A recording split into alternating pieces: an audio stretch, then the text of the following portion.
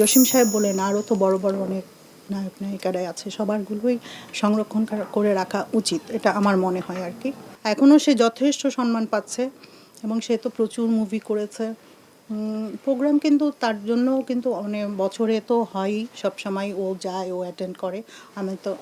আমি ওরকম যাই না খুব একটা, যেহেতু উনি ফাইটের ইয়েটাই ওনার বেশি ছিল, তো সেই ক্ষেত্রে ওনাকে আমি যখনই দেখতাম উনি ওই ফাইটিং মুভিগুলোই বেশি দেখতো, যেমন মাদ্রাজি ছবিগুলো, তারপর যেমন চাইনিজ, ওগুলোতে একটু ফাইট অ্যাকশন এগুলো বেশি ছিল।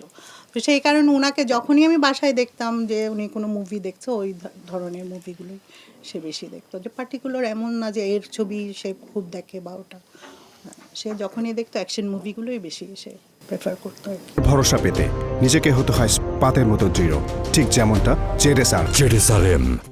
শুটিং সেটে বলতে আমি যেমন আমাদের তখন তো বেশিরভাগ শুটিংগুলো কক্সবাজারে হতো।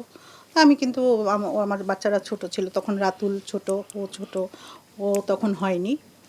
প্রচুর যাওয়া আসা হয়েছে আমাদের শুটিংয়ে। যখন দেখা যেত হয়তো আর এক সপ্তাহ বাকি আছে, ও আসবে, তখন আমাদের বলতো চলে আসো বাচ্চাদের নিয়ে, এরকম সবসময় যাওয়া হতো। তারপর এফডিসিতেও শুটিং টুটিং থাকলে বিকেল সন্ধ্যার দিকে ওদের নিয়ে একটু আসো, ওরা আবার খুব পছন্দ করতো আব্বুর ওই ফাইটিং দৃশ্যগুলো দেখার জন্য, তখন নিয়ে যেতাম আমি। তার দর্শকদের জন্য এটাই বলার আছে, আপনারা সব সময় ওনাকে মনে রাখবেন, আপনারা যেইভাবে এখনও সম্মান করেন, সারাটা জীবন যাতে ওরকম সম্মান করেন, এটাই বলার আছে।